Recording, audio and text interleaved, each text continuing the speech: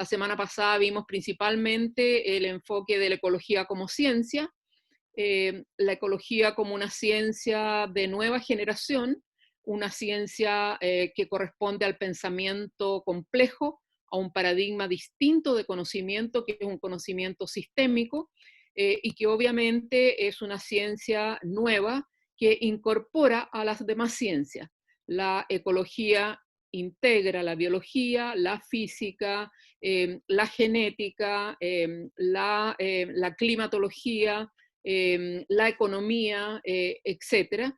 Y la idea justamente es que dentro de la ciencia es uno de los enfoques del conocimiento que marca un paradigma distinto en el sentido de que no corresponde a un paradigma de conocimiento lineal, sino que a un paradigma de conocimiento multidisciplinario y sistémico.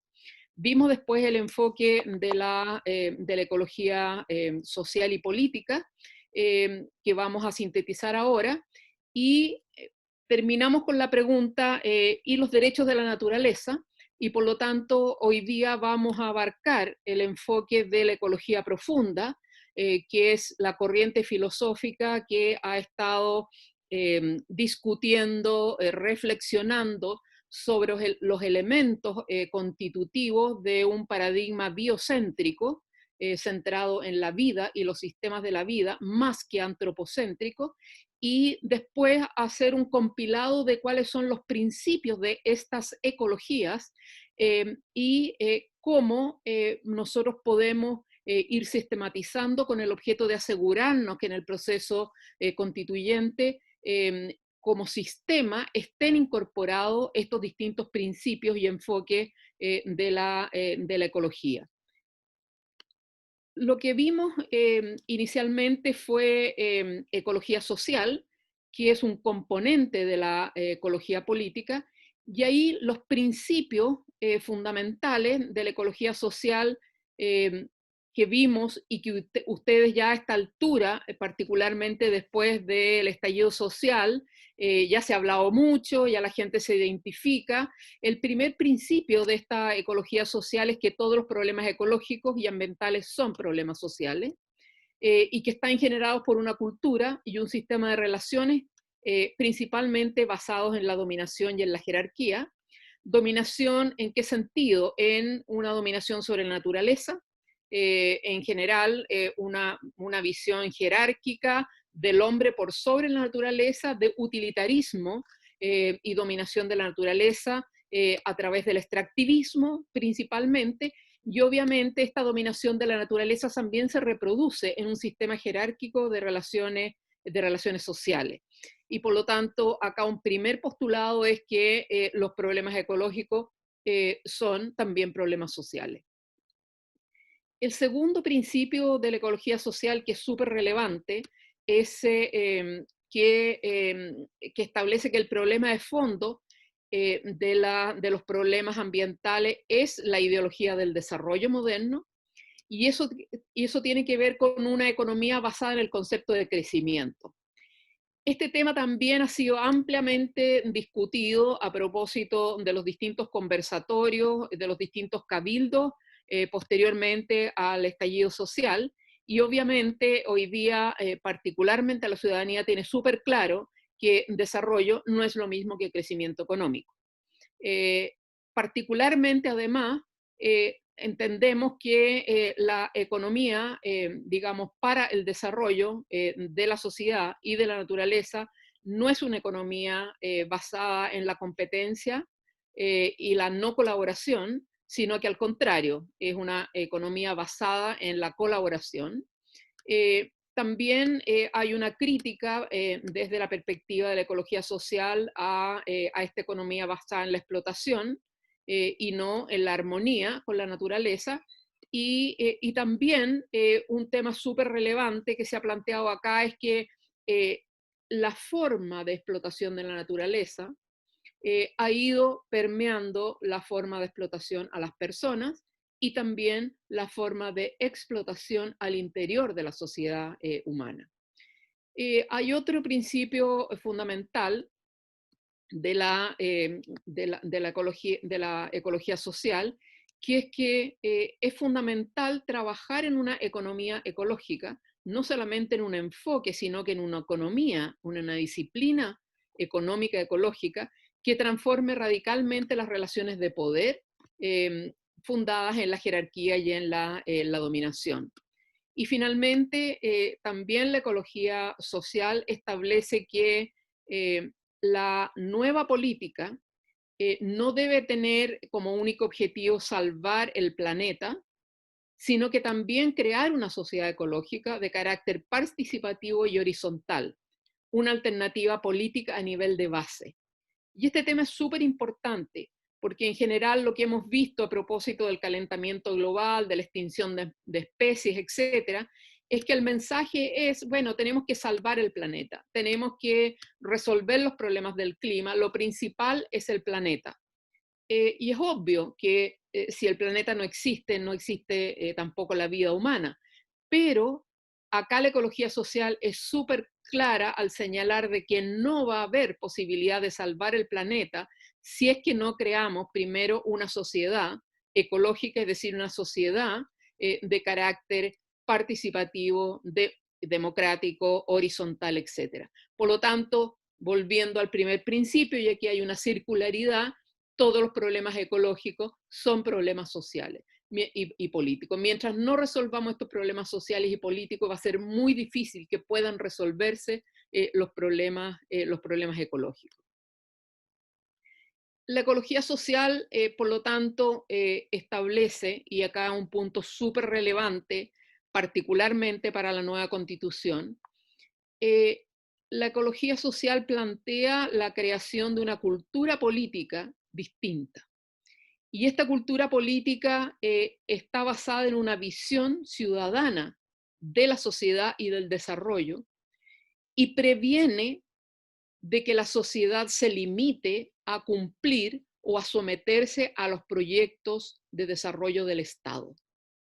Y acá es súper relevante este punto porque nos ayuda a generar una diferenciación dentro del sistema político entre lo público y lo estatal. Lo público no es lo mismo que lo estatal. Lo público incluye lo estatal y incluye lo privado, incluye lo ciudadano o lo comunitario. Y justamente la ecología social, al plantear esta nueva cultura política, está cuestionando que las decisiones sobre el desarrollo, las decisiones sobre el medio ambiente, las decisiones sobre nuestra propia vida, sobre nuestra cultura, se limiten a aquello que propone el Estado. Y por lo tanto aquí hay un contrasistema político que pone límites al Estado. Lo público, el bien común, pone límites al Estado. El bien común y lo público está antes de la administración del Estado. Y por eso que los principales elementos, como veíamos en la lámina anterior, es construir una cultura política participativa, no solamente una cultura política representativa, en el cual se delega la participación, se delega la decisión política, sino que está planteando la necesidad de una cultura política participativa, es decir, que la participación, que la decisión directa sea lo que representa lo público y no necesariamente la prioridad del Estado. Y en el caso de Chile, obviamente la prioridad de un Estado centralizado y además de un Estado súper cooptado, no solamente por una clase o una institucionalidad política partidaria, sino que también de una institucionalidad del mercado, es decir, del poder económico de las empresas. Entonces, aquí hay una primera diferencia con el sistema político que tenemos hoy día y que justamente está planteando esta nueva cultura política participativa. El segundo elemento importante es que la visión de lo público, la visión de la cultura política tiene que ser ética y práctica al mismo tiempo. Es decir, no puede haber una relación o una falta de coherencia entre la ética y la práctica, sino que ambas dos tienen que ser absolutamente coherentes. Y aquí claramente lo que implica esto es una integración de las personas a la participación política en este proceso de transformación. La ecología social señala de que no hay posibilidad de transformación de la política pública, no hay posibilidad de transformación de la sociedad si es que la gente no participa y no hace esos cambios. Porque si no es la gente la que hace esos cambios, la verdad es que ningún cambio real ni radical va a ocurrir. Y aquí nuevamente volvemos al primer punto. Sin una cultura política participativa, no hay ninguna posibilidad de una transformación de la sociedad y de la política. Por lo tanto, aquí es un llamado claro, yo diría paradigmático, a que claramente si no participamos en los procesos políticos, y en este caso en el proceso constituyente, desde el plebiscito de entrada, el proceso de incidencia y elección de nuestros representantes, el seguimiento y monitoreo de ellos, y obviamente el control de lo que allí salga, no va a haber ninguna posibilidad, bueno, y la calle que esté permanentemente haciendo las demandas también, no va a haber ninguna posibilidad de cambiar paradigmáticamente la sociedad, la política y obviamente tampoco la realidad ambiental. ¿Qué suma a este enfoque y a estos principios de la ecología social, la ecología política? La ecología política primero agrega un enfoque que es bastante directo en relación a la economía dominante. Y lo primero que hace la ecología política es criticar la monetarización de la naturaleza como extensión de las relaciones mercantiles entre los seres humanos hacia niveles que antes no estaban analizados.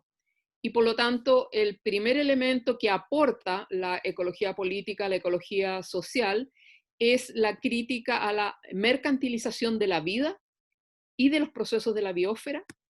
Y aquí obviamente hay toda una posición crítica en relación a la apropiación y a la manipulación del patrimonio genético, la apropiación en el sentido de los derechos de propiedad intelectual, la manipulación en el sentido de la manipulación del patrimonio genético orientado a la apropiación y a la propiedad intelectual de este patrimonio natural genético que es un bien común, es un tema de toda propiedad de todas las especies, no solamente de la especie humana. Hay una crítica de la mercantilización de los procesos de la fotosíntesis. Particularmente hay una crítica a, por ejemplo, el mercado de bonos de carbono, que utilizan el proceso de captura de contaminantes atmosféricos, principalmente CO2, para justamente reducir o mitigar el cambio climático. Y obviamente eso está relacionado con la mercantilización de la atmósfera. ¿Qué es lo que nosotros teníamos dentro de la Convención de Cambio Climático con el Protocolo de Kioto, donde se estableció que la medida o la vía para reducir emisiones era armar un mercado de bonos de carbono?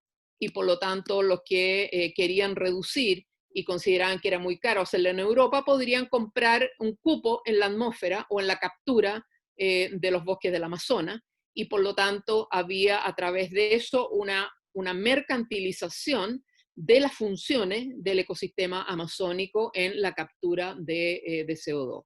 Entonces, acá claramente hay una crítica de segunda generación que tiene que ver no solamente con una crítica de la mercantilización de los bienes materiales e inmateriales, sino que una mercantilización de los procesos de la biosfera y una mercantilización de los procesos de la vida.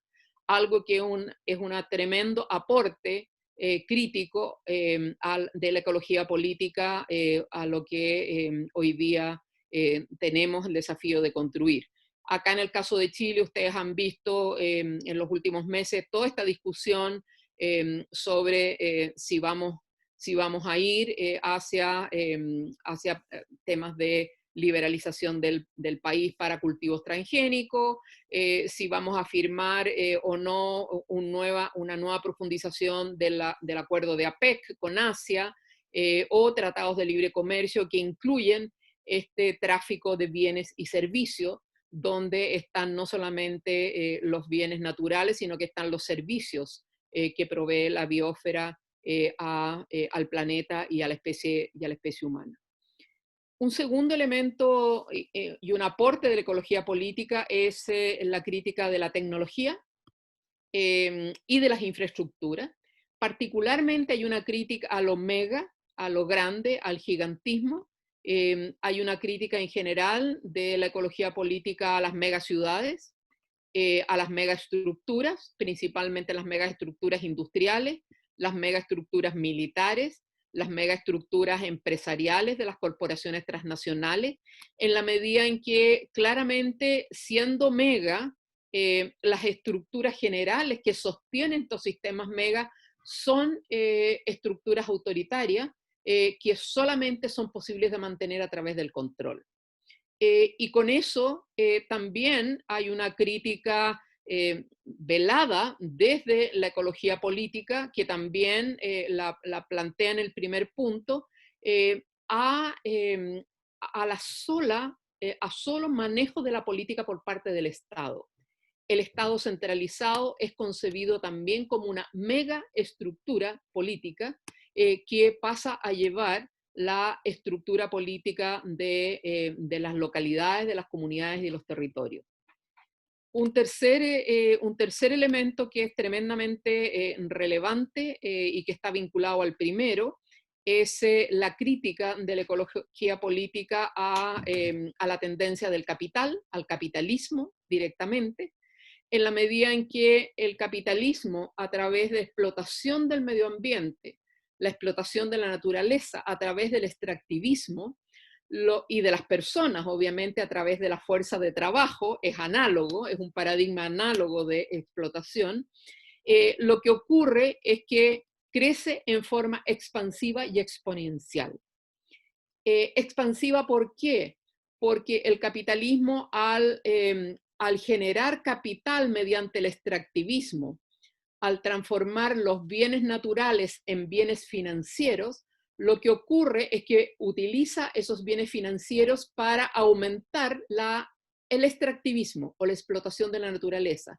Y con eso va creando, obviamente, una expansión de esta ola de destrucción y al mismo tiempo genera mayor capital y lo vuelve a reinvertir en más explotación de la naturaleza y más extractivismo.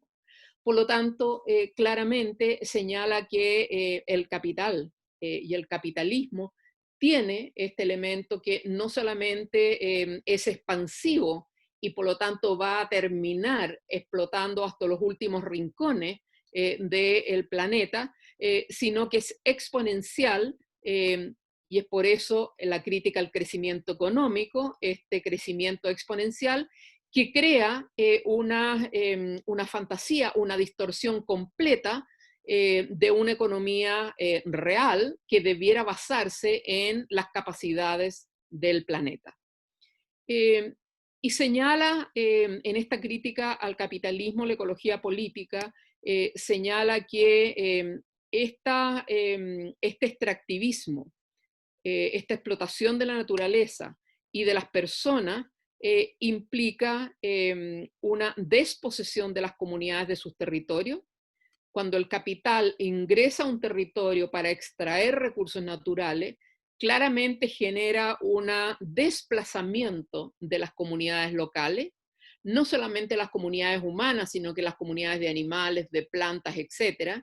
Y por lo tanto implica una desposesión de las comunidades, de sus territorios y una expropiación a las comunidades humanas de su mundo, de su cultura y también de su sentido. Cada comunidad, cada cultura ha generado una cultura y un sentido en base a los territorios. Lo que ocurre con el capitalismo, con este movimiento expansivo y exponencial, es que va destruyendo no solamente los recursos naturales y los territorios, sino que va destruyendo las comunidades, la cultura y el sentido. Por eso que es devastador. y por eso la crítica es radical.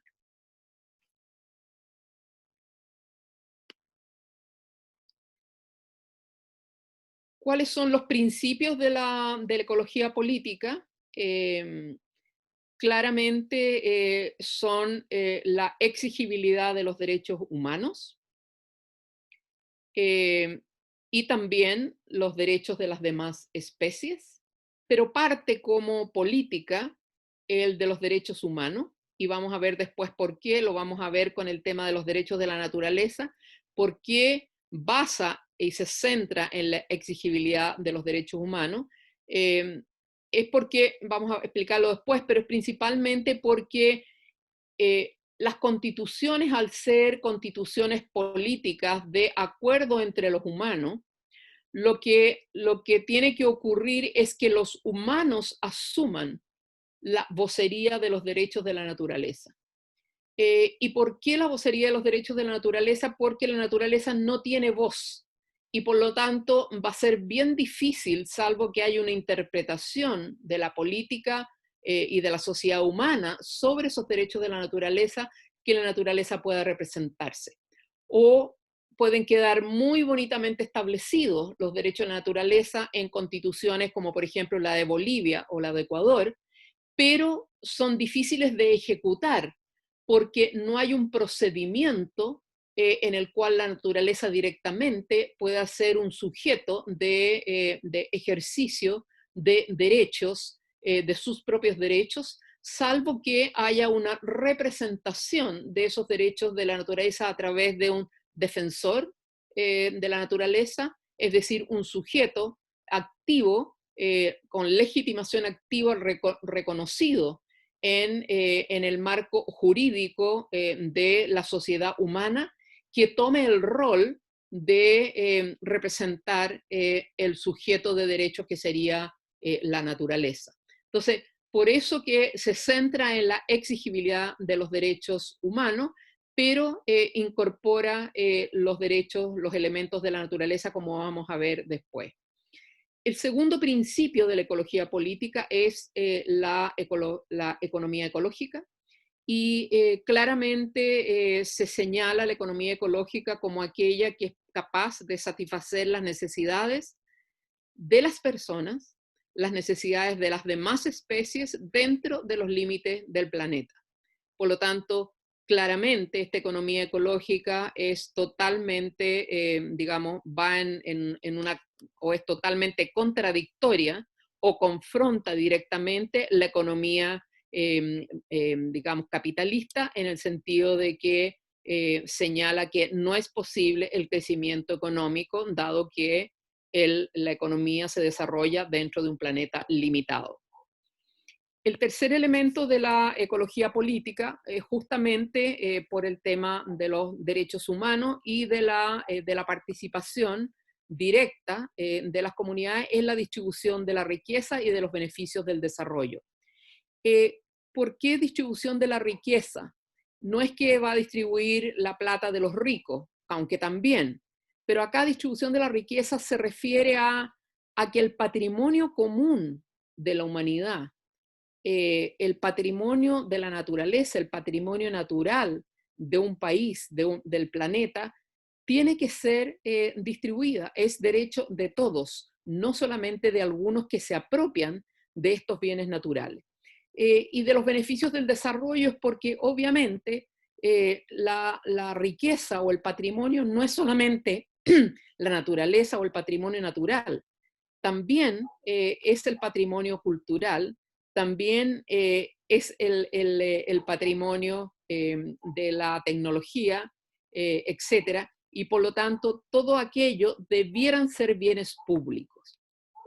Si bien es cierto, cada uno podría tener su casa, pero el patrimonio de las semillas, el patrimonio de los bienes comunes del agua, el patrimonio de la tierra, el patrimonio de los océanos, el patrimonio de la atmósfera, el patrimonio de la cultura, son bienes comunes, materiales e inmateriales, y por lo tanto estos beneficios del desarrollo y de la creación humana deben ser distribuidos. Debe haber equidad material, pero también equidad en los elementos inmateriales.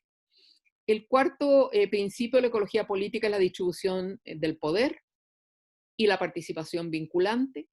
La participación vinculante justamente es el vehículo, es la vía para la distribución del poder. Y es por eso que dentro de los principios de gobernanza, la ecología política prioriza la descentralización y el cambio de escala, que es coherente con la crítica al Estado como el ente de la gobernanza. Para la ecología política, el eje básico es el territorio y por lo tanto desde el territorio debe construirse una sociedad políticamente descentralizada y obviamente con un cambio de escala con el objeto de evitar caer en lo mega, donde se pierde la participación vinculante, se pierde el control de la gente de la toma de decisiones y obviamente tiene la dificultad de después poder controlar esta toma de decisión. Entonces, hasta aquí llegamos la clase pasada en términos un poquito más detallados, pero acá ya tenemos dentro de la ecología social y la ecología política una serie de elementos fundamentales para tener en cuenta en el diálogo y en las discusiones del proceso constituyente. Ahora, en la clase de hoy día vamos a ir bastante rápidamente, pero sí vamos a dar ciertos elementos para responder a este tema y los derechos de la naturaleza. ¿Cómo meten aquí? ¿Cómo se incluyen? ¿Cómo se deberían incorporar dentro de la Constitución? Ya lo señalé un poco de que debe ser a través de los actores que están construyendo estas reglas del juego de la sociedad humana. Es allí donde deberá incorporarse. Pero ¿cuáles son los fundamentos de que hayan derechos de la naturaleza? Entonces vamos a ver un poco cuál es el marco teórico que tenemos para hoy día. No vamos a ver a todos los autores, pero vamos a ver a los principales, con el objeto de que podamos fundamentar por qué los derechos de la naturaleza en este proceso constituyente. Les voy a dar algunos elementos. La idea es que a través de la bibliografía y de estos autores que vamos a ver, tanto filósofos como políticos como sociólogos, ustedes también puedan estudiar y profundizar para que nosotros podamos fundamentar adecuadamente los derechos de naturaleza en el proceso constituyente. Entonces, el primer elemento que yo les quería señalar y donde podemos encontrar los orígenes del concepto derechos de la naturaleza, que por lo demás el derecho a la naturaleza no fue formulado nunca, es una concepción súper antigua de la humanidad, es probablemente la concepción del cosmos, no solamente del planeta Tierra, sino que el cosmos, incluido las estrellas, los otros planetas, etcétera, etcétera, es la concepción más antigua. El tema de la naturaleza más allá de la misma naturaleza del cosmos, siempre fue una concepción que tuvieron los pueblos antiguos y no determinaron que el hombre estaba por sobre esta orden natural. No obstante, en términos de la sociedad, bueno, y en las culturas orientales van a ver bastante en China, en India, el mismo budismo, donde hay mucha claridad sobre esta concepción y una continuidad por miles de años de una concepción de la especie humana, de la vida y de la muerte, mucho más vinculada a esta visión más antigua.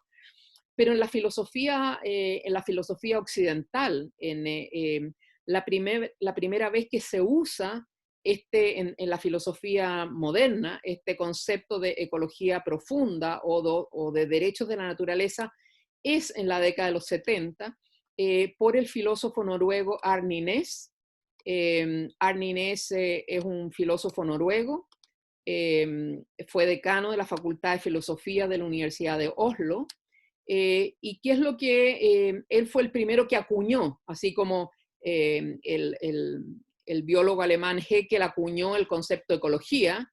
El que acuñó el concepto de ecología profunda y derecho a la naturaleza es Arne Næss. ¿Y qué es lo que postula postula dos cosas principalmente. La primera, y es algo que hemos discutido mucho dentro del movimiento ambiental, lo primero que postula es el derecho a la vida, y no solamente el derecho a la vida de los seres humanos, sino que de todas las formas de vida natural. Todas las especies y los ecosistemas tienen derecho a vivir y a vivir en plenitud. Todas las especies, eso implica la especie humana y implica también las demás especies, y por eso que habla de los ecosistemas. Es decir, no solamente cada una de las especies en sí misma separada, sino que el conjunto de las especies animales, vegetales, que constituyen un ecosistema, esa asociación, esa diversidad, tiene derecho a existir. Y no solamente un derecho a existir así apenas o sobrevivir, no. Se plantea que tiene derecho a vivir en plenitud. ¿Por qué ese vivir en plenitud? Es decir, con el desarrollo de toda su potencialidad, es lo que permite mantener esas formas de vida o esos ecosistemas, esa biodiversidad.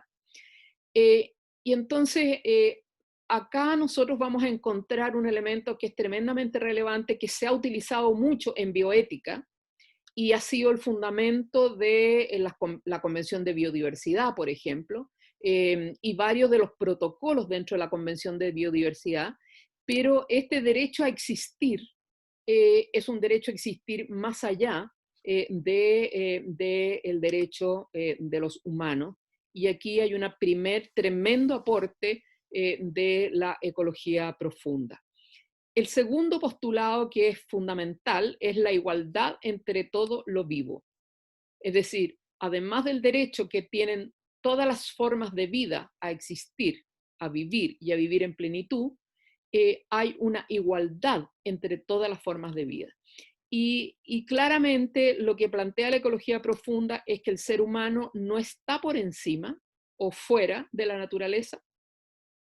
En general, la cultura occidental, particularmente judeocristiana, lo que nosotros hemos heredado como paradigma, digamos, jerárquico, es que nosotros estamos por sobre la naturaleza, y todo esto acompañado con el tema bíblico de la creación y de que Adán y que le entregó la tierra y el jardín de Edén y que para que tú todo lo uses y poco menos que era el hombre rey de la creación, o etcétera, etcétera.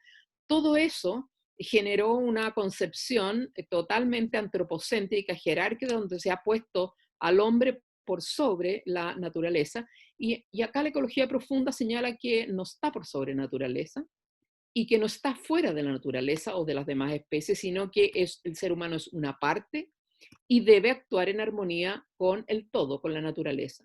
Y acá entonces hay un elemento tremendamente importante.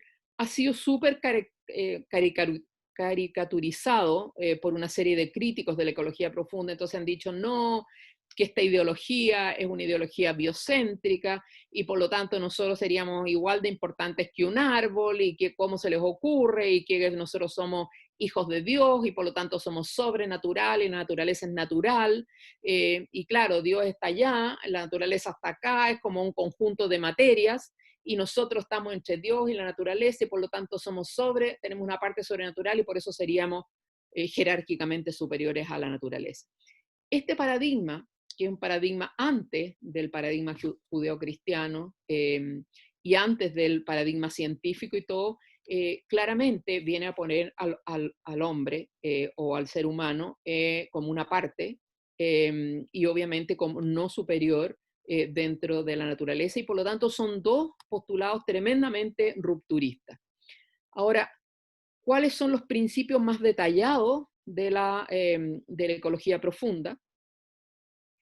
Acá tengo un error en el PPT, dice ecología política, debiera ser ecología profunda. Lo primero, y es un elemento súper relevante, es el valor intrínseco de la vida. Es decir, la vida humana y no humano tiene un valor en sí. Y acá, ¿por qué puse florecimiento y bienestar? Porque eh, es como el tema del vivir en plenitud.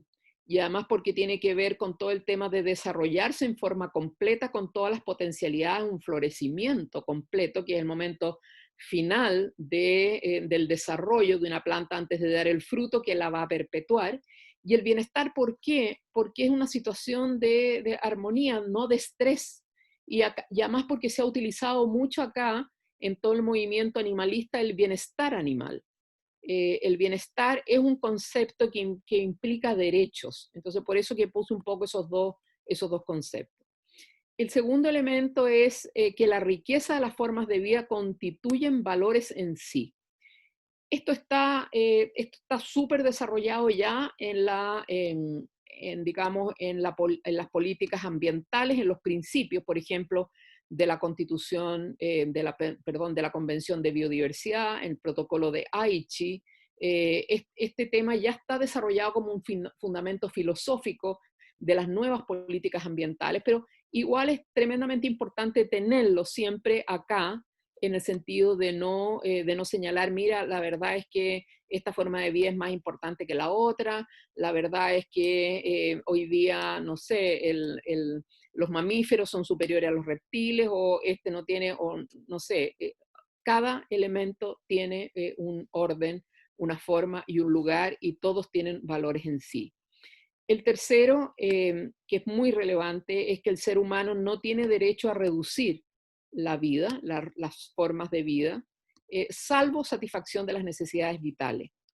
Y acá es tremendamente relevante porque no es éticamente, no existe ninguna justificación para destruir las formas de vida, salvo para alimentación o para subsistencia.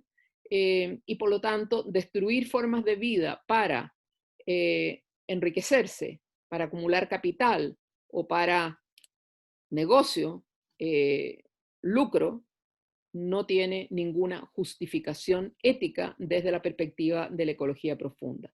Y aquí obviamente hay un reconocimiento de una excesiva interferencia de la especie humana sobre la naturaleza, lo que está llevando a, a un comportamiento antiético que desde la ecología profunda se señala que es un ecocidio, es decir, es una especie de asesinato, destrucción, extinción de las formas de vida en el planeta a causa de justamente la forma ideológica, las formas de producción y consumo de la especie humana. Nuevamente el cuarto, existe una igualdad ecocéntrica, el ser humano en armonía con la naturaleza, lo que veíamos anteriormente, no estamos encima de las demás especies, sino que somos partes de la naturaleza y por lo tanto somos pares de la naturaleza. Un quinto elemento fundamental de la ecología profunda es que se requieren cambios en la política, en la economía y en la tecnología para mantener la vida en la Tierra. Si no hay cambios en la política, en la economía y en la tecnología, no es posible mantener la vida en la Tierra, y por lo tanto la crisis hoy día es al menos una triple crisis que implica abordar transformaciones profundas en la política, en la economía y en la tecnología. Y finalmente hay un elemento súper relevante en la ecología profunda, que es el planteamiento de una ética personal y de una ética política, y señala que quienes tomen o tengan conciencia de los 5 principios anteriores, la responsabilidad de hacer cambios para el cuidado y la mantención de la vida. Ese es el planteamiento general de la ecología profunda. Si estamos con tiempo, yo no sé cómo estamos, Felipe, con el Estamos tiempo. perfecto de tiempo. Estamos bien ya, porque quería rápidamente darles a conocer el manifiesto de la ecología profunda.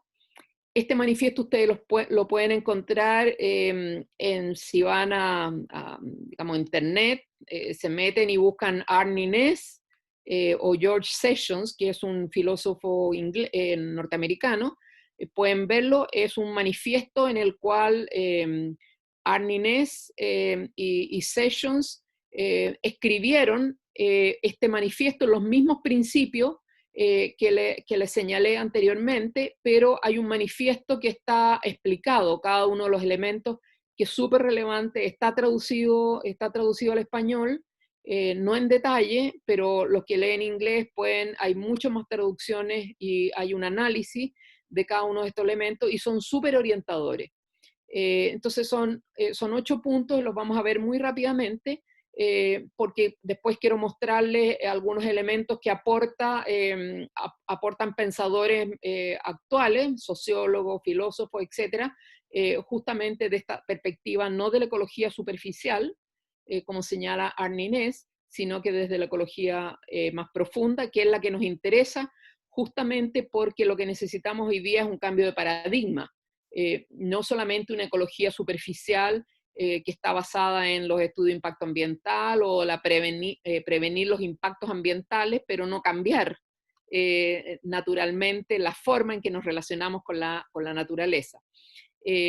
Entonces, lo primero, el primer elemento del manifiesto es el bienestar y el florecimiento de la vida humana y no humana sobre la Tierra son valores en sí mismos.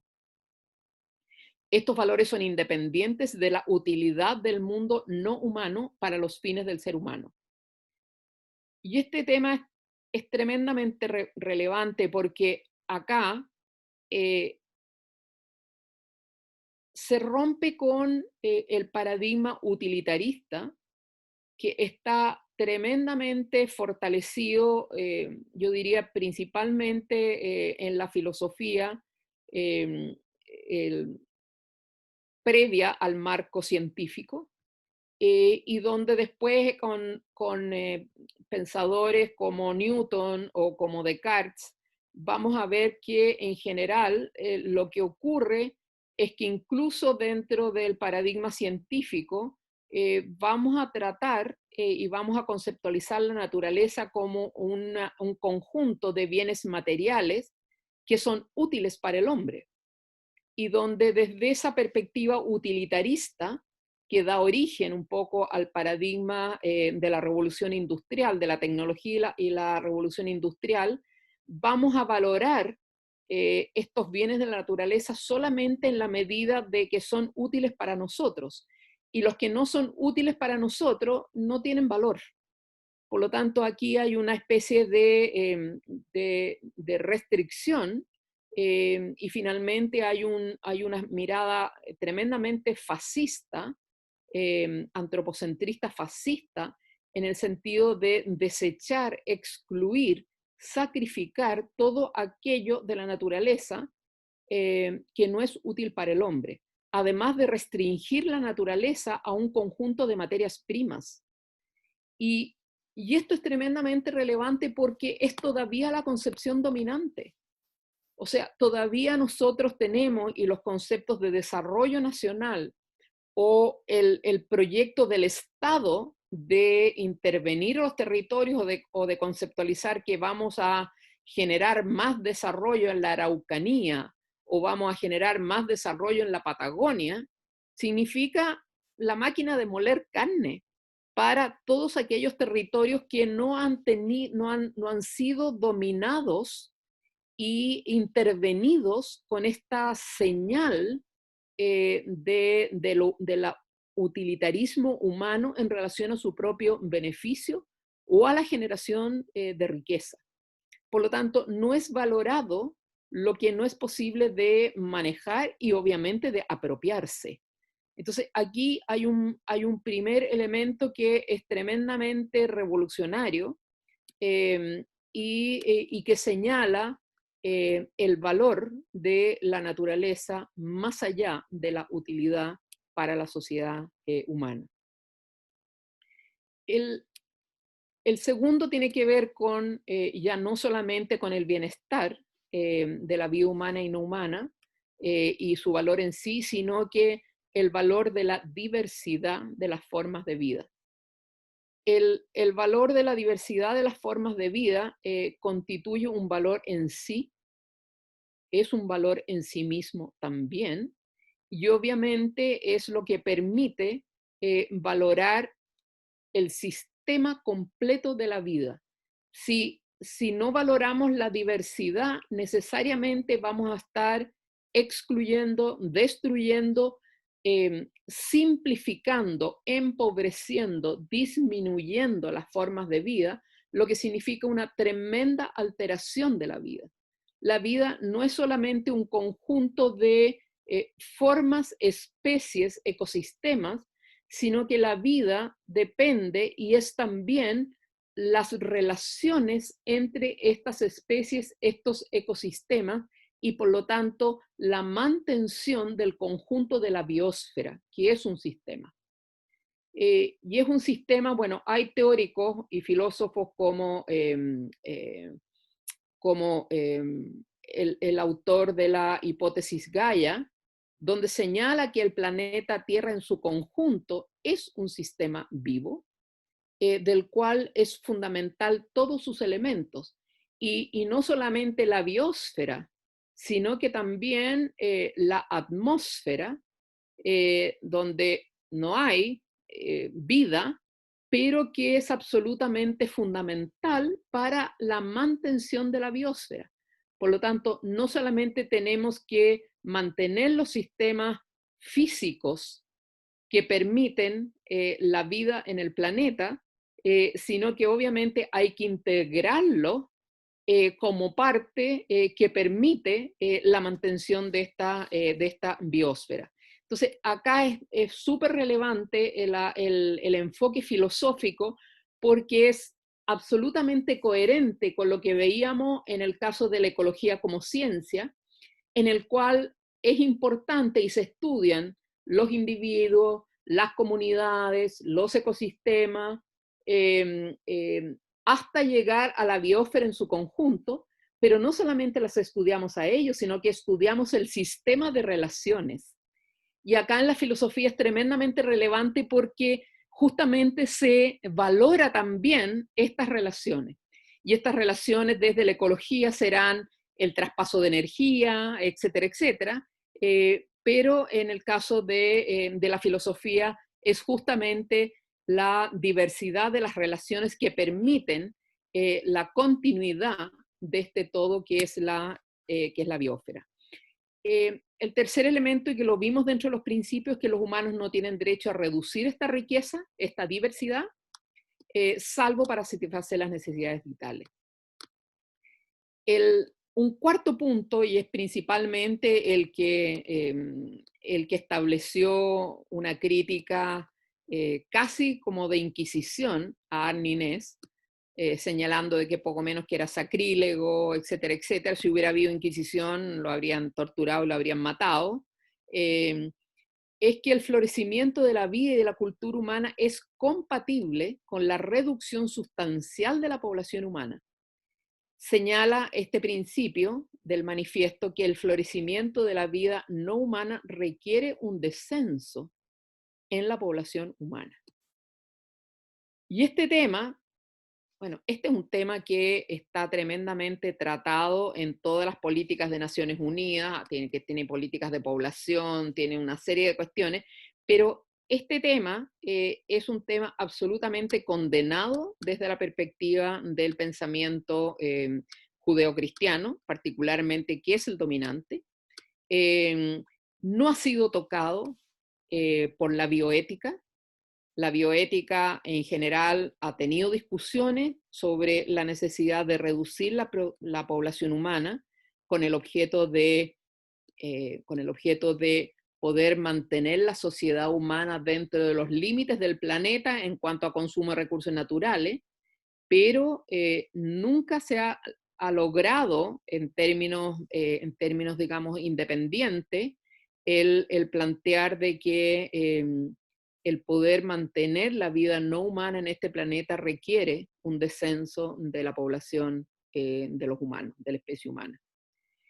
Y esto es tremendamente relevante y se ha discutido indirectamente, incluso en la Convención de Cambio Climático, donde todos los países del G77, los países no desarrollados, han señalado que acá no solamente hay responsabilidades comunes pero diferenciadas, sino que ellos plantearon durante mucho tiempo que las negociaciones debieran estar basadas en emisiones per cápita.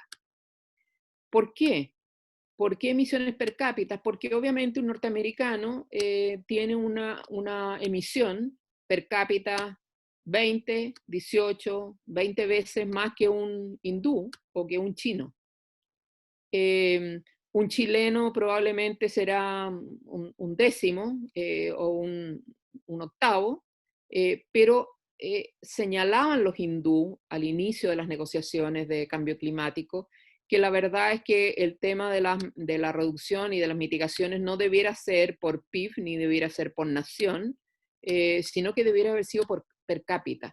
Y esa hubiera sido una forma de equidad entre las distintas naciones.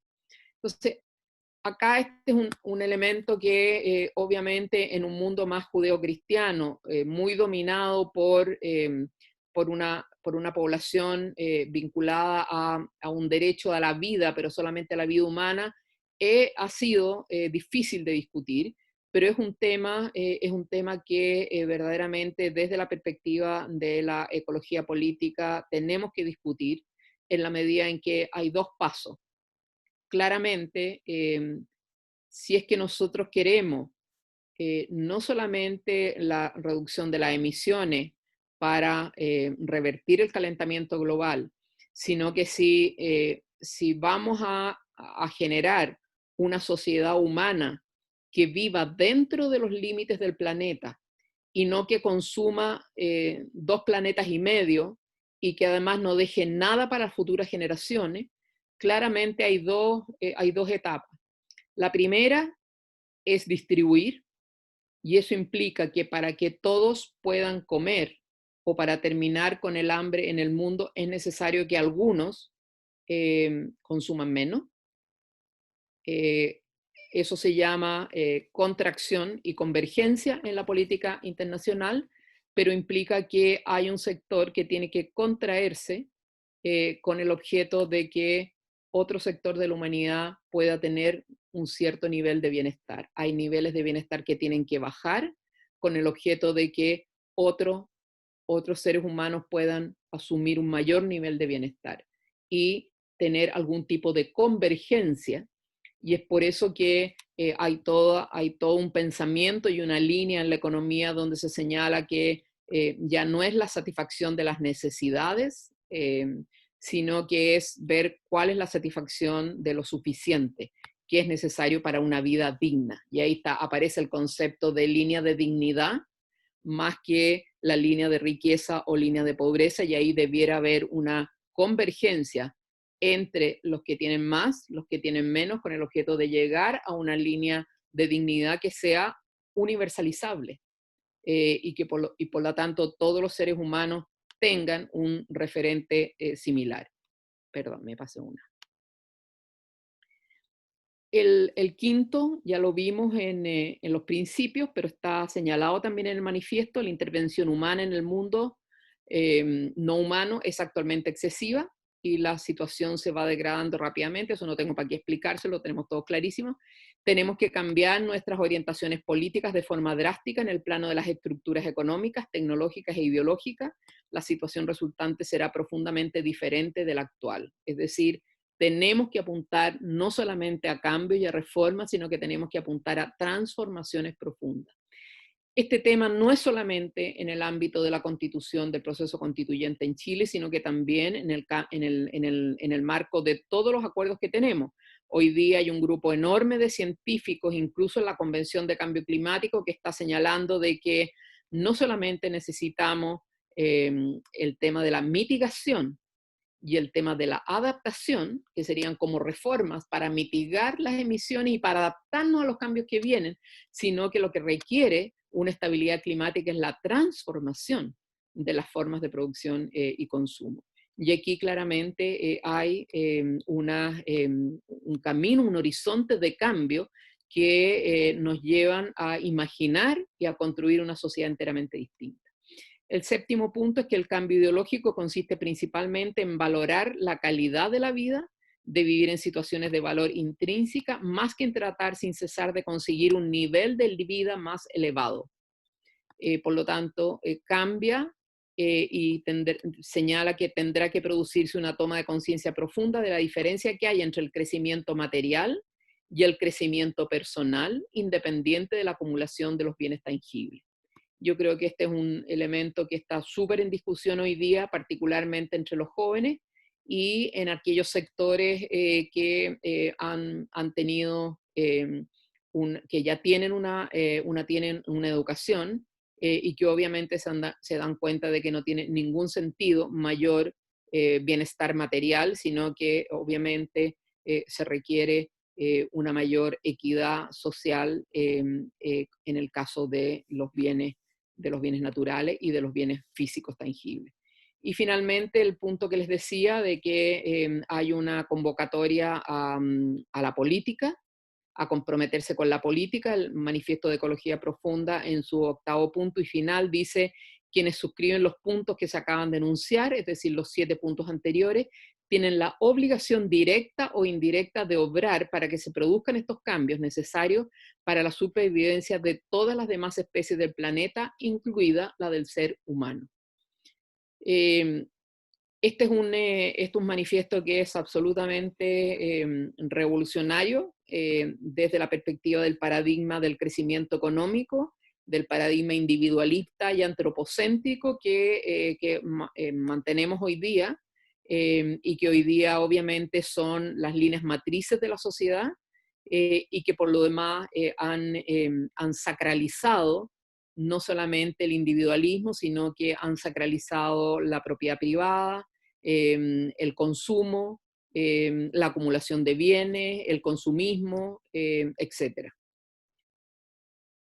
Quería tal vez no irnos, pero sí, rápidamente hay otros pensadores tremendamente relevantes que señalan, porque hay mucho de la teoría hoy día y de la filosofía y de la ideología que ha planteado que los problemas ambientales tienen soluciones tecnológicas y que por lo tanto, por ejemplo, la solución del cambio climático sería solamente lo que se ha llamado la economía verde, y esa economía verde lo que tiene como principal es ir de la energía fósil a las energías limpias que no emiten CO2, y también el reciclaje o la economía circular, y que todo eso se puede cambiar con otras tecnologías.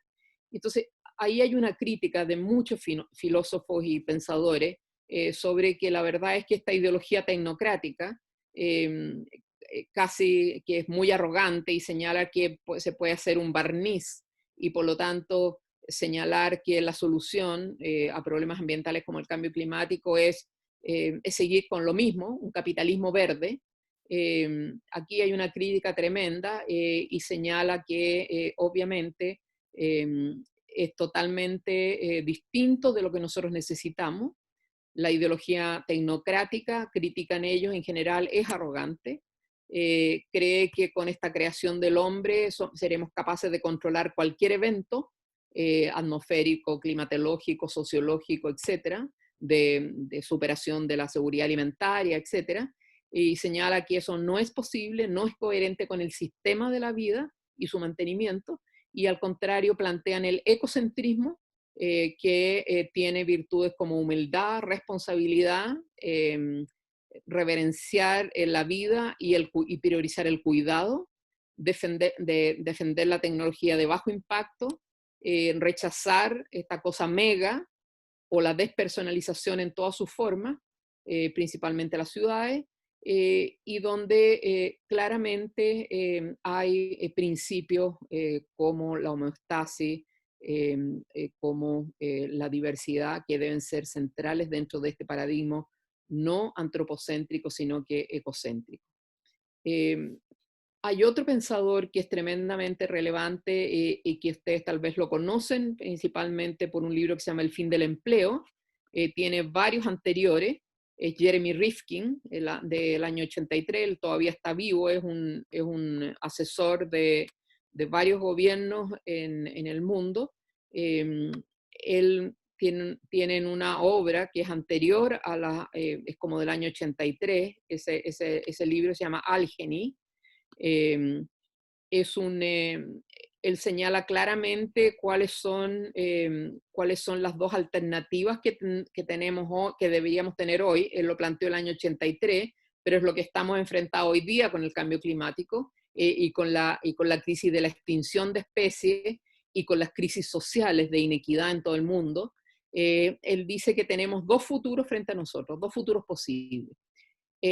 Dice, podemos elegir la tecnología y someter a la ingeniería la vida del planeta para crear una segunda naturaleza a nuestra imagen y semejanza, o bien participar en esta vida del planeta, como la conocemos, con el resto de los seres vivos.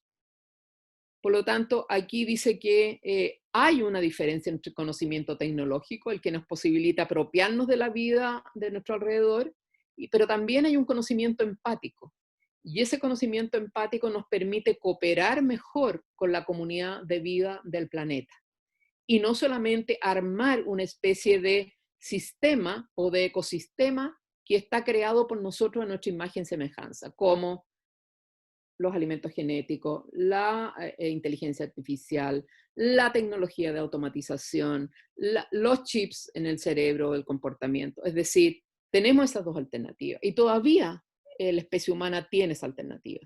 O vamos a generar o vamos a someter y vamos a hacer ingeniería en un planeta para mantener más o menos ciertos sistemas totalmente manipulados por nosotros o por la inteligencia artificial que nosotros creemos, o simplemente vamos a aprender a participar como una especie más con esta comunidad de los demás seres vivos. Y aquí yo diría que es totalmente vigente el camino que tenemos.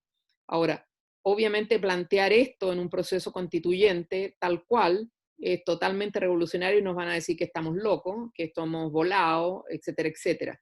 Pero es tremendamente relevante tener estos argumentos y haber visto este tipo de pensamiento para ver cómo no nos desviamos hacia universos totalmente tecnologizados, totalmente artificializados, donde finalmente ustedes saben qué es lo que pasa cuando está todo tecnologificado y artificializado. Es que hay algunos sectores que son los que manejan la ciencia y la tecnología y son capaces de construir a nivel industrial esas tecnologías que son los que finalmente controlan el funcionamiento de los sistemas, donde no es posible democracia ninguna porque no hay ninguna posibilidad de que todos los seres humanos tengan acceso a ese tipo de creaciones tecnológicas.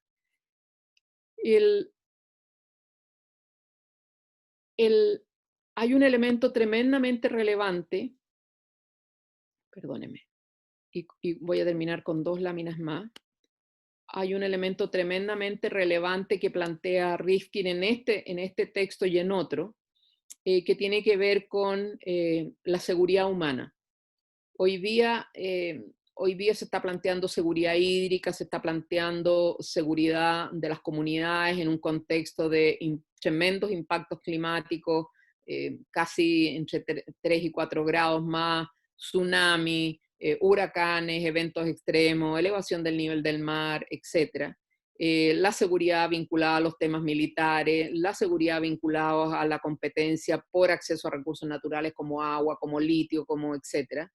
Y acá hay un elemento bastante clave de Rifkin, que yo creo que uno nunca se puede perder, donde dice que la seguridad humana procede del ejercicio del poder sobre la naturaleza, y dice, cuando por el contrario se usa el conocimiento empático, la seguridad procede del hecho de pertenecer a una comunidad.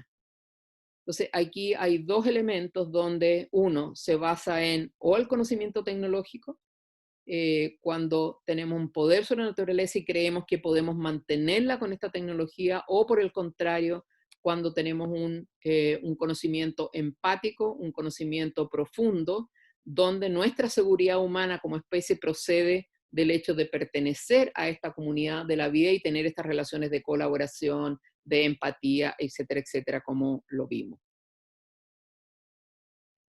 Hay otros autores interesantes por si encuentran, que es el paradigma persona-planeta de Alan Gregson, también está vivo hasta hoy día, donde también habla del paradigma tecnocrático, el mismo problema, pero desde la perspectiva de otro autor, o el paradigma persona-planeta, que se refiere a lo mismo. O vamos a un universo enteramente manipulado a través de la tecnología y por lo tanto nuestra subsistencia como especie humana depende de eso, o vamos a un paradigma persona-planeta donde nosotros nos incorporamos dentro de estas relaciones, de complejo sistema de relaciones de los sistemas de la vida. Entonces, y terminando, ¿cuáles son, desde mi perspectiva, mirando las distintas ecologías, la ecología científica, la ecología social, la ecología política, la ecología profunda? ¿Cuáles son, desde mi perspectiva, los principios de estas ecologías que debieran estar presentes y ser resguardadas en el proceso constituyente? Primero, sin duda, el tema de garantía de los derechos humanos y los derechos de las demás especies y de la naturaleza. Y en ese sentido, todos los análisis que al menos nosotros hemos hecho en relación a lo que hemos estudiado, lo que hemos visto de las distintas experiencias de Bolivia, de Perú, pero también la experiencia de Australia, Nueva Zelanda, de conceder la naturaleza de sujetos de derechos a un río, por ejemplo, o conceder el estatus de sujeto de derechos a una montaña, una cadena de montaña. Nosotros lo que hemos visto es que es tremendamente difícil operacionalizar el ejercicio de esos derechos directamente, dado que este sujeto no tiene un representante en el sistema humano.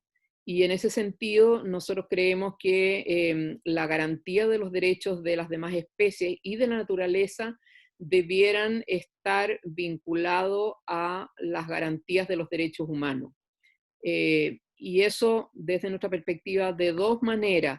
Primero, que el ser humano tenga derecho a la vida, pero que también el ser humano tenga el derecho de la protección de la vida de las demás especies o de la vida en el medio ambiente, o derecho a la protección del medio ambiente, que significa esto y lo otro.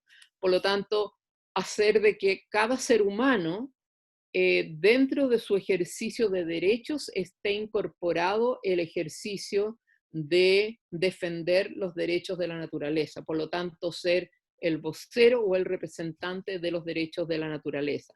Creemos que en una constitución del siglo XXI, probablemente en el siglo XXII, siglo XXIII sea distinto, pero dado el estado de antropocentrismo que hoy día tenemos, y muy probablemente en los que la mayoría de los que van a representar a la comunidad de los chilenos en la nueva constitución, creemos que es más viable asegurar los derechos de la naturaleza a través de incorporarlos dentro de los derechos humanos, de los humanos. El segundo elemento que es relevante, y por lo tanto dentro de todo el capítulo de derechos de la Constitución, debiera estar establecido justamente los derechos de la especie humana y los derechos de la naturaleza y de las demás especies. El segundo elemento que es relevante en la Constitución, es fundamental, es la economía ecológica. Y aquí en general lo que se trata es de la definición de los bienes. Obviamente en el proceso constituyente va a haber una definición de los bienes de la nación toda, los bienes públicos. Va a haber una definición del interés público.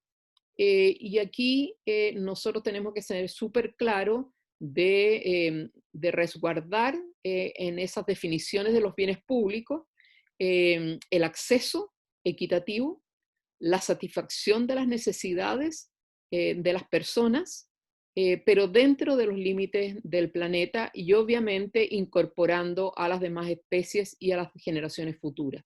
Por lo tanto, aquí tenemos como tres desafíos dentro de las definiciones de cómo se gestiona los bienes comunes, y la economía se trata de eso, de cómo manejamos la casa común. Y aquí están el tema de la satisfacción de las necesidades dentro de límites, y en este caso sería dentro de el patrimonio natural del país, por lo tanto, satisfacción de los humanos, satisfacción de las demás especies, y ahí tenemos especies animales, especies vegetales, etcétera, pero no solamente para el presente, sino nosotros creemos que en el nuevo proceso constituyente hay que incorporar la noción de las generaciones futuras. Esta generación, y es como un transversal, debe asegurar eh, los derechos de la generación, de las generaciones que vienen, y eso debe estar, eso se satisface o se asegura en una acción hoy día. Por lo tanto, aquí está digamos, esta triple desafío: satisfacción de necesidades dentro del límite del planeta, necesidades humanas, satisfacción de necesidades de las demás especies y satisfacción de las necesidades de las generaciones futuras, de los humanos y de las demás especies. El tercer elemento, la nueva constitución, que tiene que ver con economía ecológica, pero tiene que ver más bien con el paradigma de la equidad y de la igualdad, del principio de la igualdad. Tiene que ver con la distribución de la riqueza y los beneficios del desarrollo para la sociedad y para la mantención de la naturaleza.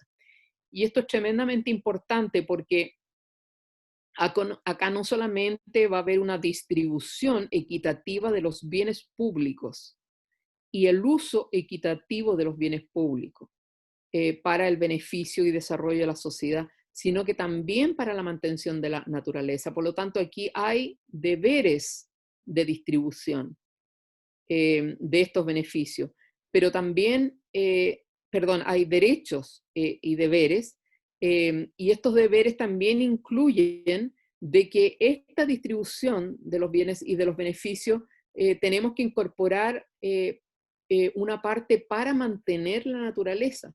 Por lo tanto, no es solamente mantener y abrir y seguir sembrando campos para tener más productos de alimentación o más productos para exportación y todo, sino que no es solamente sacar agua y hasta la última gota, dejando solamente el caudal ecológico. No, acá cada uno de los elementos de la gestión del territorio, de la gestión de las comunidades, de la gestión de las cuencas, tiene que ser una gestión integrada, con acceso equitativo, pero con mantención de la naturaleza. Por lo tanto, eso es un elemento que hay que poner dentro del presupuesto de la distribución de beneficios y obviamente dentro del presupuesto de la economía ecológica. Y no nos podemos perder. No puede ser que en el minuto de distribución de los beneficios del desarrollo vamos a dejar a la naturaleza sin recursos. Vamos a dejar hoy día los parques nacionales no tienen recursos. Hoy día dentro de los parques nacionales es $1 por mantenimiento por hectárea. O sea, es paupérrimo. O sea, es como una especie son parte de los pobres de Chile, las áreas protegidas o la naturaleza. Entonces, eso no puede volver a ocurrir. Y por lo tanto, en la ecuación de distribución hay que incorporar los derechos de la naturaleza. Y me he referido mucho a la naturaleza terrestre, pero me estoy refiriendo también a lo que tiene que ver con océanos, borde costero, etcétera, etcétera. Un cuarto punto que es fundamental es la distribución del poder en las ecologías, en todas, la profunda, la política, la social. Hay un principio de distribución del poder y de participación vinculante para el bienestar humano y de la naturaleza. Y aquí, nuevamente, dentro de esta distribución del poder y de participación vinculante, el humano debe representar los derechos de la naturaleza. Finalmente, cómo este elemento de distribución de la riqueza, de distribución del poder y participación vinculante se aterriza en un sistema de gobernanza. Claramente, desde la perspectiva de las ecologías, el eje es el territorio y por lo tanto la gobernanza es eminentemente descentralizada y con un cambio de escala. Descentralizada en el sentido de que lo que se pueda decidir en el territorio, en la comunidad, se decide en la comunidad. Lo que requiera decidirse a nivel municipal irán todos los del nivel municipal. No es dejando fuera a la comunidad, sino que la comunidad más el nivel municipal. Si la decisión implica la escala regional. Y las cosas, aquellas cosas que solo se puedan definir a nivel nacional, no sé, me imagino la defensa o los planes estratégicos de no sé qué, eso se discutirá a nivel de todo el país, a nivel nacional, pero no necesariamente lo nacional, que es manejado por el Estado central, va a ser lo que va a determinar lo que se hace incluso en una cuenca. Eso no debiera ser. Lo que ocurre hoy día, por ejemplo, que el Estado central entrega un derecho de agua a un inversionista extranjero en la cuenca del río Queuco, allá, y llega el tipo con su derecho entregado por el Estado por sobre los derechos de la comunidad local que está ahí, eso es un abuso. Eso es como los españoles que llegaron a apropiarse de la cosa, es como lo mismo. Es una mentalidad de conquista, es una mentalidad jerárquica, donde hay una autoridad del Estado por sobre la gente, totalmente jerárquica, y que decide el bien de la nación toda por sobre, en un territorio por sobre el bien de, de la comunidad de ese territorio. Eso es una forma de fascismo. Entonces, claramente la nueva gobernanza tiene que tener un énfasis en la descentralización, que es la única forma de distribuir el poder y de hacer efectiva la participación vinculante, y obviamente debe tender a un cambio de escala. Por lo tanto, el ideal es que no volvamos a repetir errores como la ciudad de Santiago o el sistema tributario todo concentrado en Santiago, donde vive 50% de la población, donde se gasta el 80% de los recursos del país y donde obviamente nada se distribuye o muy poco se distribuye. Entonces, estos son los 5 principios que yo creo, desde mi perspectiva, son los principios mínimos de las ecologías que debieran estar presentes en una constitución o en un proceso constituyente, si queremos una constitución medianamente ecológica. Muchas gracias. Entonces, si quieres, vamos a las preguntas, Felipe, o no sé cómo lo quieren estructurar. Sí, ¿me escuchan? Muchas gracias, Sara. Muchas gracias a todos los presentes. No hay tantas preguntas en el chat, entonces me gustaría que la gente que hizo preguntas que todavía no están respondidas pueda levantar la mano por medio de la plataforma para que te hagan la pregunta directamente. ¿Cómo levantar la mano? Tienen que apretar la pestaña que dice participantes y donde aparece su nombre hay una opción más y ahí aparece levantar la mano. Entonces, Nicole tiene su mano levantada. Adelante, Nicole. Hola, muchas gracias Sara por la exposición, muy interesante. Quería saber la diferencia entre biocentrismo y ecocentrismo. No sé si lo mencionaste en alguna parte, pero no caché eso. Gracias. ¿Vamos al tiro, Felipe, o vamos a Vamos, tomar más? no, una por una, porque no son tantas. Súper. Mira, en términos gruesos es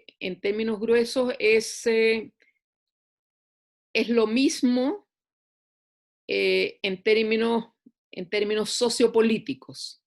No es lo mismo si nosotros queremos bajar a una política de reglamentos, procedimientos, etcétera, porque no necesariamente lo biológico, lo bio, incluye lo eco. Lo eco incluye la biosfera, pero incluye todos aquellos sistemas que soportan la vida y por lo tanto es más amplio. Entonces, eso es tremendamente relevante porque si vamos a una política biocéntrica, sería solamente lo vivo, pero resulta que lo vivo depende de lo que hoy día llamamos no vivo, que no está comprobado todavía. Todavía no sabemos si el agua tiene vida o no. Hay, digamos, estudios orientales principalmente, incluso hay un, no sé si es un físico japonés, Masumoto, que le habla al agua y el agua toma distintas formas según la atmósfera, la energía, etcétera, etcétera. O sea, no sabemos si el agua es viva.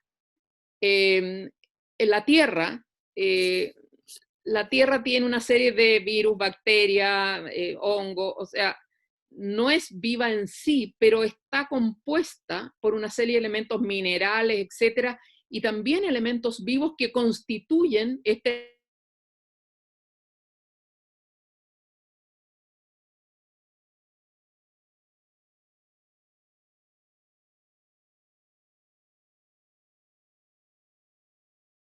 como bio. Entonces tenemos el peligro de dejar lo que sustenta la biosfera fuera de la consideración, y por eso en general nosotros utilizamos ecocéntrico, porque incluye la tierra, la atmósfera, el agua, etc. Muchas gracias, Sara. Quedó clarísimo, dice Nicole también por el chat. Apagué mi cámara porque estoy con internet al límite.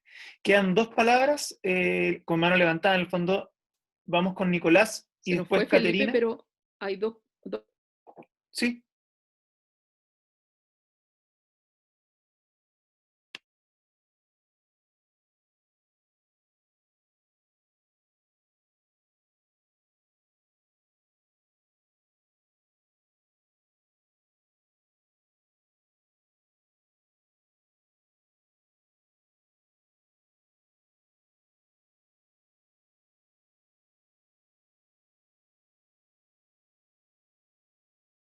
Que como de consenso fue como el valor de la naturaleza dentro del...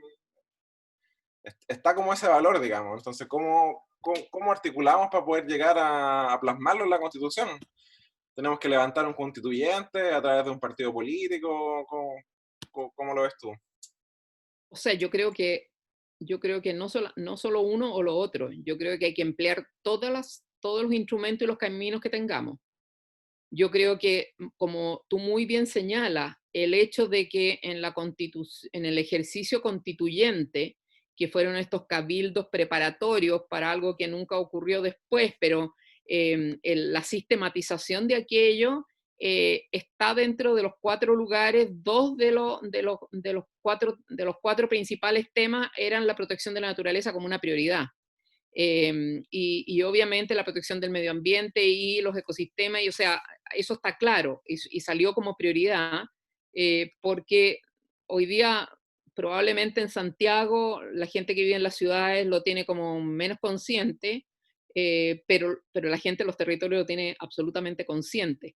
Entonces, yo creo que ese elemento y lo que tratamos de hacer también, de posicionar dentro de las agendas, dentro del tema del estallido social, los temas vinculados a los derechos de agua, los bienes comunes, el fin a las zonas de sacrificio, etcétera. O sea, todos esos elementos que se han ido como construyendo políticamente, hay que utilizarlos como un piso. Pero yo creo que tenemos que ir bastante más allá, y por lo tanto tener estos marcos teóricos claros, en el sentido de que si no vamos a terminar con eh, una evaluación de impactos o un principio precautorio más fortalecido, pero no vamos a cambiar de paradigma. Entonces, probablemente vamos a avanzar en algunas cosas, a lo mejor derechos de protección de la naturaleza y a lo mejor descentralización. No importa que no avancemos en todo, pero tenemos que avanzar en derechos de proteger la naturaleza, tenemos que avanzar en establecer los bienes comunes, porque eso nos permite, esas definiciones nos permiten participar y estar empoderados sobre la decisión de esos bienes.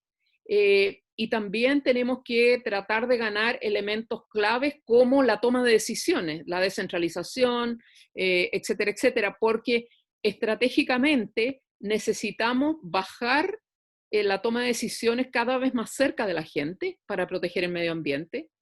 Necesitamos que los derechos estén bastante claros y necesitamos que el ideal es que la mayoría de los bienes queden como bienes comunes, cosa que la cancha de participación y decisión sobre esos bienes sea posible, porque si continuamos con que todo el territorio nacional, poco menos, todas las cuencas y todas las aguas son de algunas personas, es una muralla en que no hay ninguna posibilidad de seguir cambiando. Entonces yo creo que hay que tener estos objetivos máximos en la palestra y tratar de avanzar lo máximo en el tema de los derechos, en el tema de deberes y definiciones y en el tema de gobernanza, digamos, simultáneamente, porque si avanzamos mucho solamente en las definiciones ambientales, pero sigue la cosa súper centralizada, sin descentralización, igual vamos a guatear por ese lado, porque el poder va a intervenir por sobre los territorios y sobre el medio ambiente como ocurre hoy día, ¿te fijas? Entonces no es fácil, yo creo que es una ecuación compleja y definitivamente hay que elegir a gente que sea de regiones y que tenga claro y además estar con demandas permanentes haciendo un seguimiento de cada uno de los constituyentes. Por lo tanto, la elección de los constituyentes es clave y el trabajo, digamos, de monitoreo y de hinchar a esos constituyentes permanentemente con minutas, con lo que queremos, etcétera, etcétera, es clave. Es un proceso, nadie nos va a asegurar nada, pero sería muy importante que llegáramos a una constitución, aunque sea más cortita, pero con unos buenos principios, porque con esos buenos principios nosotros podemos empezar a reformar todas las actuales leyes, códigos de agua, ley minera, ley de pesca, las leyes vinculadas a la cultura, etc. Muchas gracias, Sara. Quedan dos últimas consultas, Caterina y luego Juanita, y después con eso damos por finalizada la sesión. Adelante, Caterina. Hola, Sara. ¿Se escucha? Sí, por supuesto. ¿Qué tal? ¿Cómo está? Aló. Qué bonita imagen. Felicitarte primero que todo porque de verdad la entrega de tus conocimientos... ¿Ah? ¿Perdón? ¿Perdón? Ah, sí. Te oímos perfecto. No sé. Ya. Bueno, felicitarte por la entrega de conocimientos. Siempre es refrescante escucharte, siempre es clarificador. Pero me llama un poco la atención pensando que nos pasa que a veces como que tenemos diferentes miradas o enfoques y existen ciertos enfoques que tienen que ver con el ecofeminismo o con miradas más desde las cosmovisiones de pueblos originarios, que cuando yo leía y escuchaba claramente se cruzan con este discurso de la ecología. Entonces, quería saber si tú encuentras, o sea, hay puntos de encuentro para que empecemos a reconocer los saberes que están en estos otros espacios y así también reconocer las diversidades para una gobernanza que sea transversal. Si es que tú conoces autores que conversen estos temas desde el mundo feminista, de los distintos feminismos que existen, o mujeres, o de visiones más latinoamericanas sobre estos temas, como pensando en cómo nos incorporamos todos los que estamos mirando quizás desde distintas ventanas a un escenario que es el mismo, y no terminemos hablando como la Torre de Babilonia de nuevo, cada uno en su idioma y defendiendo sus propios temas y no reconocer que estamos como en un encuentro de saberes. Bueno, eso es exactamente lo mismo que lo que se plantea a nivel teórico, Caterina. Acá la unidad es el territorio, la unidad principal y obviamente la incorporación no solamente de todos los seres humanos, sino que también de las demás especies, y el conocimiento sobre las demás especies es absolutamente fundamental para estructurar una nueva sociedad con otro tipo de relaciones. Acá en el fondo, todo lo que yo les planteé no son pensamientos míos necesariamente, son pensamientos que son de miles de personas. La vez pasada vimos cada uno de los autores en ecología social y política, en la medida en que todos tenemos que construir sobre lo que han construido otros. Y obviamente en la ecología social y política latinoamericana están los mismos principios.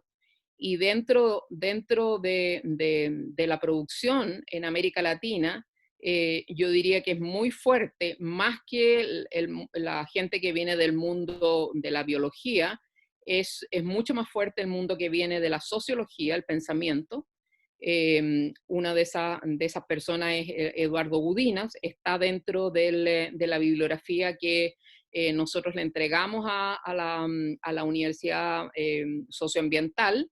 Tenemos a Arturo Herrera, tenemos, digamos, una serie de otros autores en América Latina dentro de la producción en Europa. Por ejemplo, Martínez Alier con el ecologismo de los pobres señala, digamos, una perspectiva desde las poblaciones urbanas pobres, desde los movimientos campesinos, desde los indígenas, y por lo tanto mostrando la aproximación o el lenguaje sobre las mismas aproximaciones de distintos sectores, pero en general los principios que tiene la ecología social, política y la ecología profunda son principios absolutamente universales. La ecología profunda particularmente es totalmente coincidente con la cosmovisión de los pueblos aymara, quechua, atacameño, mapuche, en el caso de Chile. No hay ninguna diferenciación si es que tú sistematizas con un lenguaje intelectual lo que se está planteando en el fondo. Ahora, la idea en el caso del proceso constituyente en Chile es que cada uno hable desde sus propios lenguajes, pero tenemos que encontrar las coherencias en los lenguajes y no perdernos en el lenguaje, sino que ver cuáles son todas las metáforas o todas las distintas palabras que usamos para los mismos conceptos de fondo. Porque si no, obviamente se va a producir la Torre de Babel y van a haber una serie de confrontaciones totalmente artificiales. Entonces yo creo que tenemos que hablar de temas muy amplios como derechos, como bienes comunes, etcétera, etcétera.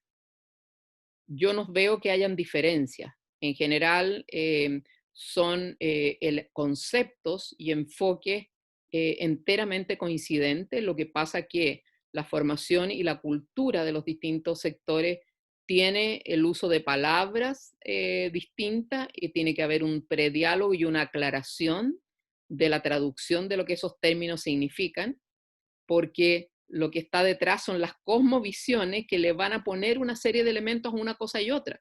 Y eso es tremendamente importante, por eso que es muy bueno y es una necesidad aprovechar todo este periodo preparatorio que tenemos justamente para, entre los ciudadanos, ponernos de acuerdo en ese tipo de discusiones y no esperar que llegue el proceso ya de la agenda constituyente para empezar recién a ponernos de acuerdo en los términos. Muchas gracias, Sara. Quedan solamente 2 preguntas, ojalá muy en breve, porque ya estamos pasaditos de nuestra hora. Viene Juanita y después una persona que no veo su nombre, solo veo números, pero ella sabe quién es porque habla por el chat. Adelante, Juanita.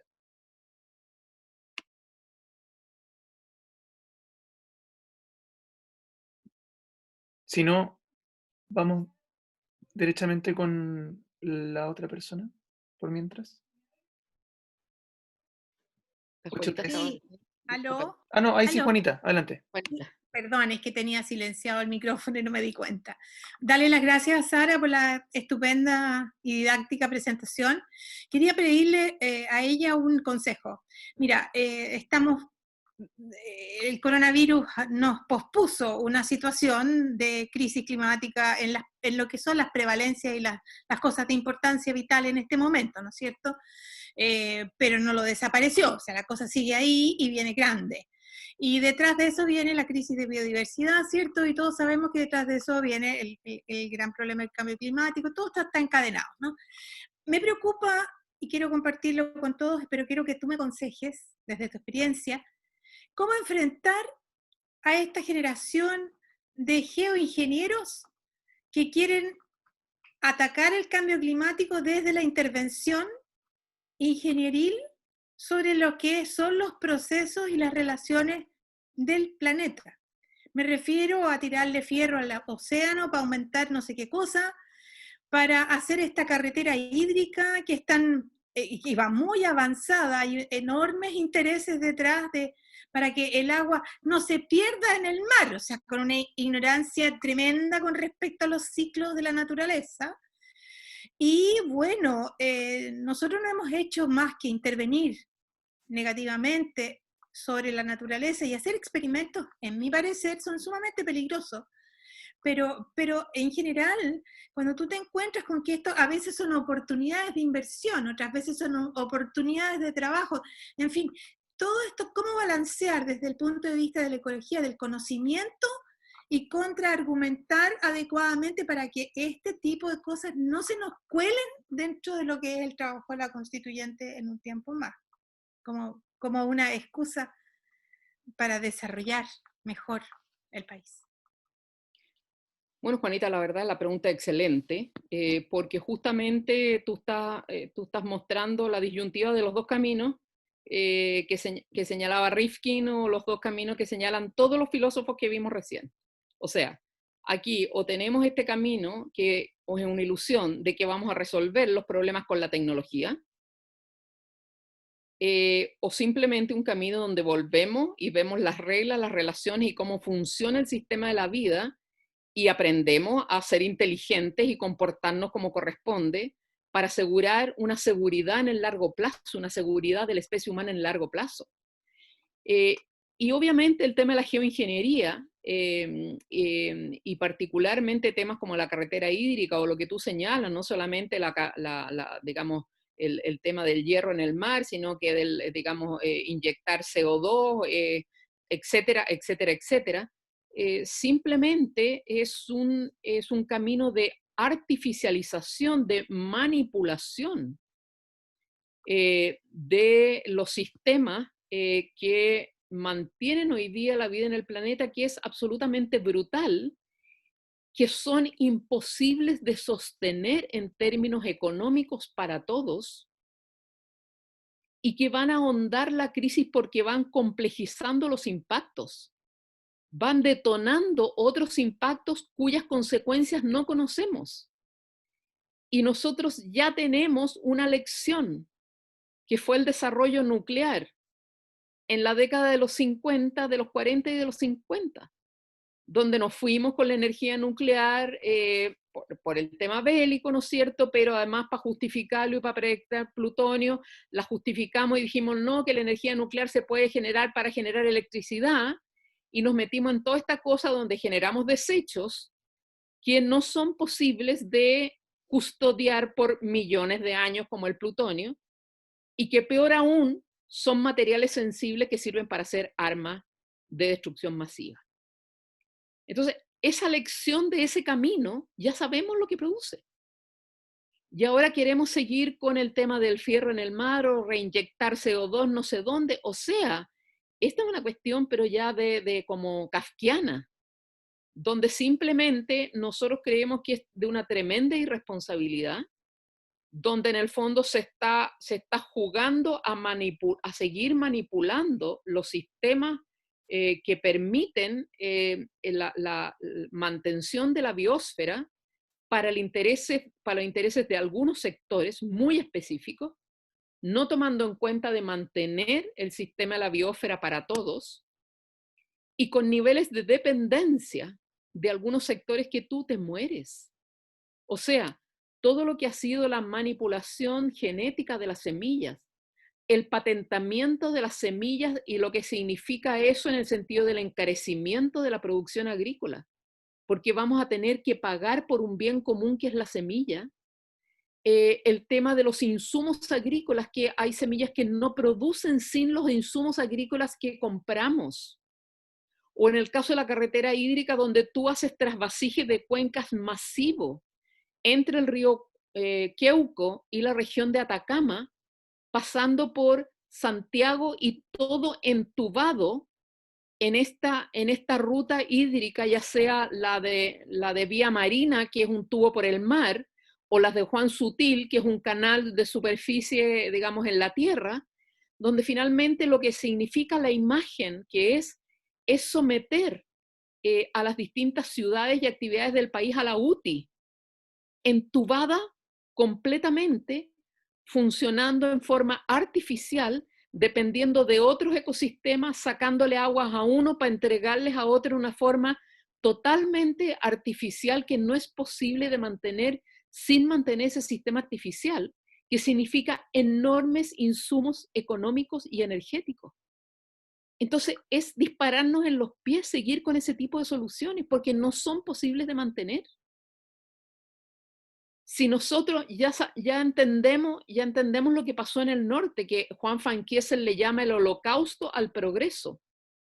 Destruimos todos los ecosistemas del norte, la Pampa, el Tamarugal, secamos el río Loa, estamos secando todas las cumbres, ahora estamos destruyendo los glaciares, y después vamos a impulsar agua hacia la cordillera de agua desalinizada a la cordillera para que baje por los ríos, para que podamos tener caudal ecológico y poder seguir regando los valles o tener agua para las ciudades.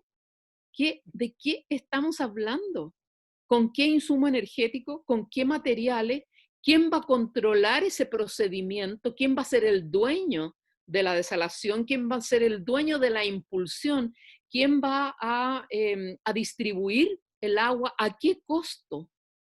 O sea, ¿te fijas que es un empeoramiento de las condiciones de manipulación, control, artificialización y concentración del poder? Entonces, es parte del mismo paradigma y es exactamente eso lo que no debemos permitir. Y eso se permite en particularmente la concepción de la Constitución del 80, donde, por ejemplo, el caso del agua y el Código de Agua de 1981 separó el agua de la tierra. ¿Para qué? Porque necesitaba que el agua fuera posible de usar por sectores más competitivos, como la minería. Y para eso necesitaba separar el agua de la tierra, para que el agua poder sacarla de la tierra y entregársela a sectores más competitivos como la minería u otros. Entonces, no podemos seguir haciendo esta especie de descuartizamiento, descuartizando los sistemas vinculados de la naturaleza para utilizar algunas materias que no somos capaces de recomponer y de sostener o de mantener en el tiempo. Mira, los ríos que hemos destruido, como el Loa, yo no sé si los vamos a poder recuperar. Hay ecosistemas que vamos a poder recuperar, plantar, reforestar, con tremendos costos, pero yo no sé si vamos a ser capaces de restaurar los sistemas para que nos provean los servicios ecosistemas que nos están entregando hoy día, como la renovación del aire, como los recursos hídricos. El ciclo del agua no se puede restaurar. Una vez que tú lo destruyes, que tú secas un río, se compacta, se pierde la conexión de los flujos superficiales con los flujos subterráneos. O sea, estamos destruyendo un sistema que vemos y una parte del sistema que no vemos. Entonces, claramente ahí las personas que tienen una mayor formación tienen que estar presentes, y hoy día yo soy bastante optimista en el sentido que siento que en los últimos probablemente 4 o 5 años hay sectores del mundo científico que están dando la cara y que se están atreviendo a señalar de que soluciones como la carretera hídrica no son soluciones y no son problemas. Hoy día hay un conjunto importante de la Universidad de Concepción que claramente dijo, mire, la carretera hídrica no es solución, es un problema más. Incluso Fundación Chile, en el estudio que planteó sobre cuáles son las alternativas para enfrentar la crisis hídrica, la carretera hídrica la puso como la última alternativa, la más cara, la más insustentable y la menos posible de mantener. Entonces yo creo que se está haciendo un sentido común que va a ser difícil que sectores, a pesar de que tienen todo el poder hoy día, todo el poder gremial, y todo el poder político, yo creo que vamos a ser capaces de ponerlos en su lugar. No podemos seguir arriesgándonos.